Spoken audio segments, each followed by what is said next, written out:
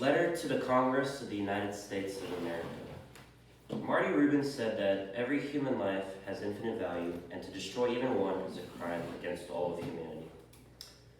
I'll quote from Genesis 1:27 when it says, "So God created man in his own image. In the image of God created he him, male and female created he them."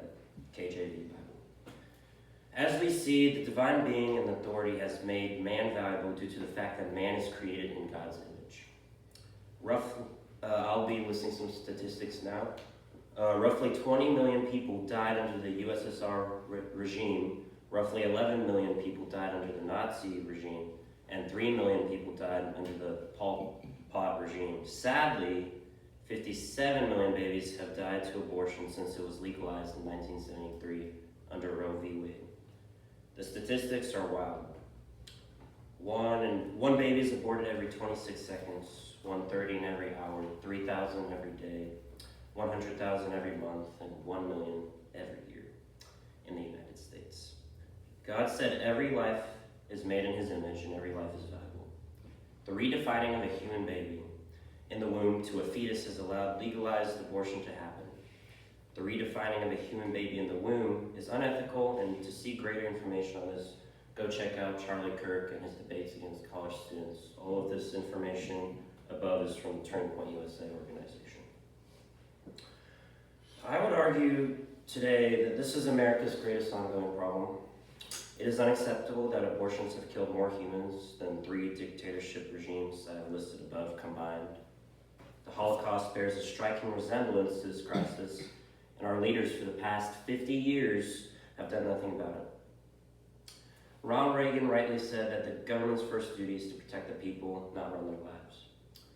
The pro-choice movement has called the human baby in the womb not qualified to be a person. This is false reasoning and entirely absurd. The slogan pro-choice has appealed to many people, yet it is deceiving. You are not giving a human baby in the womb a choice. The Declaration of Independence says that we hold these truths to be self-evident, that all men are created equal, that they are endowed by their Creator with certain unalienable rights, that among these are life, liberty, and the pursuit of happiness. The U.S. Constitution and other key writings. It says later that if the government has been destructive of these ends, it is the right of the people to abolish it and institute new government to ensure safety and happiness. I see no happiness or safety in the abortion crisis. All I see is destruction and a problem. It's not a problem that should be avoided. It should be addressed head on. The Fifth Amendment of the Constitution, the Due Process Amendment, has something interesting to say, and I'll quote a section of it. No person shall be deprived of life, liberty, or property without due process of law, nor shall private property be taken for public use without just compensation. Also from the U.S. Constitution and the key American writings. Roe v. Wade was overturned in 2022, and abortion is now left up to the states. This is legal if the Constitution doesn't mention anything on the topic. The 10th Amendment to the Constitution states that the powers not delegated to the United States by the Constitution nor prohibited by it to the states are reserved to the states, respectively, or to the people. If the Declaration of Independence, the Fifth Amendment to the Constitution, the statistics above, the value of human life, and our moral compasses are not enough to have a national ban of abortion, I have a solution. I propose the 28th Amendment to the Constitution that protects the life of the unborn from conception to birth. The wording of this amendment should be precise and shouldn't allow for any deceptive redefining. All human beings, no matter how small, are persons and should have the right to life, liberty, and happiness. All persons who go against this amendment should be charged with murder, for murder is the intentful killing of a human being.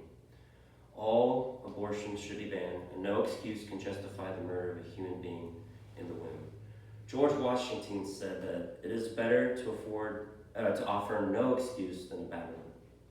No excuse justifies the killing of the powerless, and no child should suffer from the poor choices made by an adult.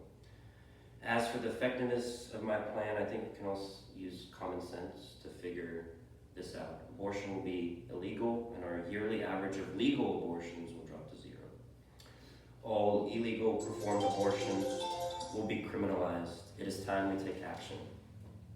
In conclusion, I advocate for an amendment to the Constitution on the crisis of abortion.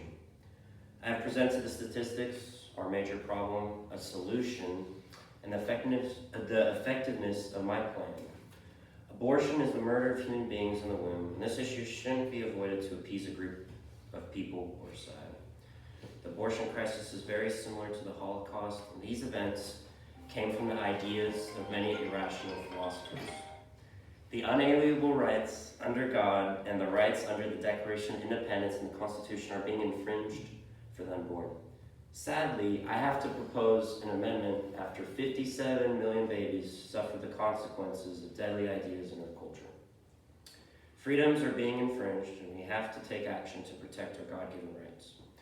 Ronald Reagan understood the task of protecting freedoms when he said that freedom is never more than one generation away from extinction. We didn't pass it to our children in the bloodstream. It must be fought for, protected, and handed on for them to do the same. Let's fight for the protection of the unborn. I'll end this letter with Psalms 139, 13 through 14, which says, "For you created my inmost being. You knit me together in my mother's womb. I praise you because I am fearfully and wonderfully made. I know that full well."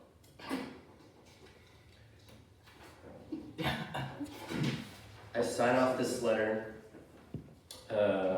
Daniel Apatow of Classical Conversations, Homeschooling Student 2.